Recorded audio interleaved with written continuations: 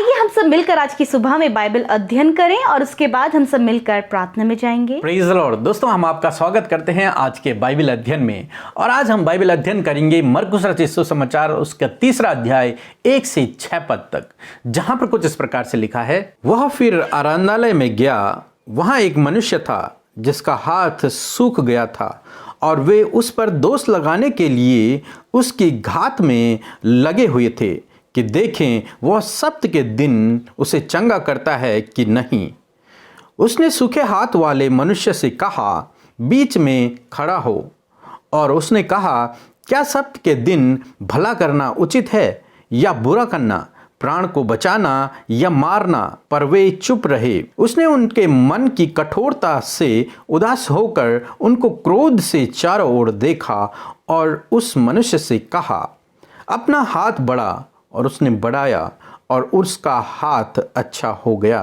तब फरीसी बाहर जाकर तुरंत हेरोदेस के साथ उसके विरोध में सम्मति करने लगे कि उसे किस प्रकार नष्ट करें। दोस्तों, यहाँ पर हम देखते हैं कि प्रभु यीशु मसीह एक आराधनालय में जाकर उपदेश दे रहे हैं। वहाँ पर परमेश्वर के राज्य के बारे में सुसमाचार प्रचार कर रहे हैं। परंतु कुछ फरीसी लोग, कुछ शास्त्री और फरीसी लोग एक सूखे हाथ वाले मनुष्य को लेकर आए थे जिसका हाथ सूख गया था। सूख गया मीन्स किसी भी कारण से उसका हाथ कमजोर हो गया था, वो बिल्कुल हड्डी हड्डी रह गया था। बाकी पूरा शरीर फिट था परंतु एक हाथ बिल्कुल सूखा हुआ था, उसमें कोई जान नहीं थी। तो कुछ शास्त्री और फरीसी लोगों ने यीशु मसीह को पकड़ने के प्लान से, उसको फंसाने के प्लान से उसे उस आराधनालय में बिठा दिया। और जब यीशु मसीह ने उस सूखे हाथ वाले मनुष्य को देखा और यीशु मसीह ने उस मनुष्य से कहा कि खड़ा हो जा, क्योंकि उस दिन सब्त का दिन था। आराधनालय में प्रचार करने का दिन सब्त का दिन था। जैसे हम संडे का दिन होता है कि संडे के दिन चर्च में लोग जाते हैं और परमेश्वर के संदेश को लोग सुनते हैं, उसी प्रकार से उस समय था। लोग सब्त के दिन आराधनालयों में जाया करते थे और परमेश्वर की वाणी को सुना करते थे, वचनों से सुना करते थे। तो ठीक इसी प्रकार यहां पर भी लोग एकत्रित हुए हैं और उनमें से एक मनुष्य जिसका हाथ सूखा हुआ है, और यीशु मसीह ने उस सूखे हाथ वाले मनुष्य से कहा कि खड़ा हो जा, और वह खड़ा हो गया। यीशु मसीह जानते थे कि आज सब्त का दिन है, क्योंकि पिछले चैप्टर में हमने देखा कि सब्त का दिन क्या है। और शास्त्री और फरीसी सब्त के दिन किसी भी प्रकार का काम नहीं करते थे। दोस्तों, सब्त का दिन विश्राम का दिन था जो परमेश्वर ने नियुक्त किया था कि 6 दिन तुम आराम करना, 7वें दिन तुम विश्राम करना। विश्राम करने का मतलब तुम्हारे गाय बैल पशु और जो भी काम तुम करते हो ये तुम्हारे दास दासी करते हैं, क्योंकि 6 दिन उन्होंने बहुत मेहनत की, बहुत काम किया, तो 7वें दिन वो अपने शरीर को आराम देंगे। इस प्रकार से वो नियम था। परंतु शास्त्रियों ने और फरीसियों ने उस नियम को अपने अनुसार चेंज कर दिया था कि सब्त के दिन हमें कोई भी काम नहीं करना है, न भला काम और न कोई बुरा काम। बल्कि बुरे काम तो वो कर भी जाते थे परंतु भलाई कभी नहीं करते थे। तो इसलिए यहां पर प्रभु यीशु मसीह ने एक सवाल उनके सामने रखा कि क्या शब्द के दिन भला करना उचित है या बुरा करना? शब्द के दिन किसी के प्राणों को बचाना उचित है या फिर किसी को मारना?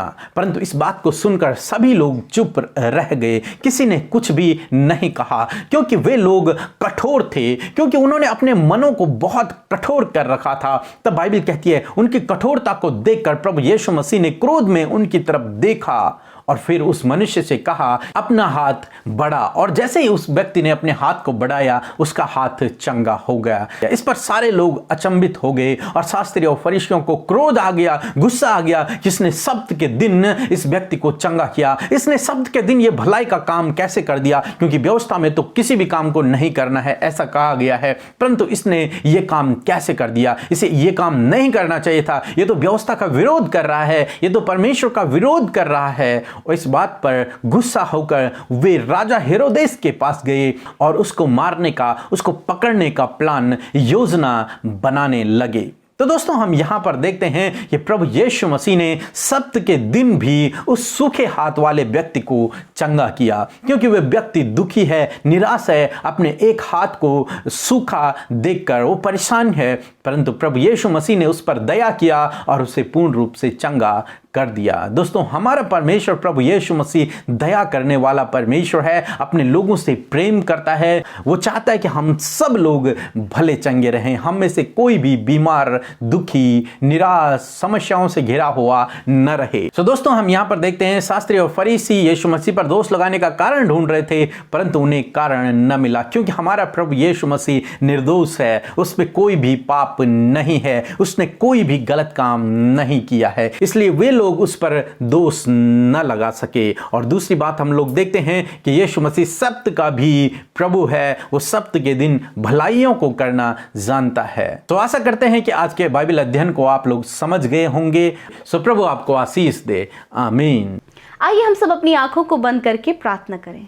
धन्यवाद धन्यवाद धन्यवाद करते हैं सर्वशक्तिमान परमेश्वर, हमारे प्यारे प्रभु, हम आपका धन्यवाद करते हैं, धन्यवाद देते हैं प्यारे प्रभु, आपकी स्तुति, महिमा और बड़ाई करते हैं प्रभु। सच में आप चंगा करने वाले परमेश्वर हैं, आप सबत के दिन के भी प्रभु हैं। खुदावंद यीशु मसीह, हम आपका धन्यवाद करते हैं, धन्यवाद करते हैं प्रभु जी। आप निष्पाप हैं प्रभु, निष्कलंक मेमना है प्रभु, आपका धन्यवाद करते हैं पिता। आप में प्रभु जी कोई भी दोष नहीं लगा सकता परमेश्वर प्रभु। सच में मेरे खुदा, आप महान है, आप दया के सागर हैं, आप दया करने वाले परमेश्वर हैं। आप व्यवस्था को प्रभु यीशु मसीह खत्म करने नहीं, परंतु उसे पूरा करने के लिए आए हैं प्रभु। तेरा धन्यवाद करते हैं प्रभु। हम धन्यवाद करते हैं आज की सुबह में जितने भी लोग इस बाइबल अध्ययन में शामिल हुए प्रभु, और उन्होंने इस बाइबल अध्ययन को किया प्रभु जी, आप उन्हें ब्लेस करें परमेश्वर। आपके वचन को जब आपके बेटे बेटियों ने प्रभु सुना है और उसे स्टडी किया है प्रभु, तो होने दे ये वचन उनके जीवन में कार्य करे। धन्यवाद प्रभु, आपने बहुत सी बातों को अपने बेटे बेटियों को सिखाया पवित्र आत्मा,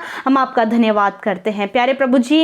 मैं प्रार्थना करती हूँ जिस प्रकार प्रभु उस आराधनालय में प्रभु जिस व्यक्ति के हाथ में प्रभु प्रॉब्लम था, उसका हाथ सूखा हुआ था प्रभु, यदि आज प्रभु इस बाइबल अध्ययन में कोई ऐसा बैठा है प्रभु जिसके शरीर में दुर्बलता और बीमारियां हैं, यीशु के नाम से हम उस बीमारी को आज्ञा देते हैं, छोड़ दो इनके शरीर को, निकल जाओ यीशु के नाम से। हम तुम्हें आज्ञा देते प्रभु, इसी समय आप उन्हें छू ले और चंगा करें मेरे खुदा। जैसे आपने उस व्यक्ति को चंगा किया, वैसे ही प्रभु इन भाई बहनों को भी जिनके शरीर में दुर्बलता, कमजोरी और बीमारियां हैं, वो चली जाएं यीशु के नाम से। धन्यवाद, आपने इन्हें चंगा किया मेरे प्रभु जी। हम प्रार्थना करते हैं कि आपके बेटे बेटियां प्रभु यीशु मसीह आपके वचन में और अधिकाई से बढ़ सके। पवित्र आत्मा इन्हें और अधिकाई से आप इन वचनों को सीखने में मदद करें प्रभु। धन्यवाद करते आज के दिन में आप इनके हर एक काम सफल करें, इनके संग में होइए प्रभु, और इन्हें एक अच्छा स्वास्थ्य दें और इन्हें खुशहाल बनाएं यीशु के नाम से। आमीन, आमीन और आमीन।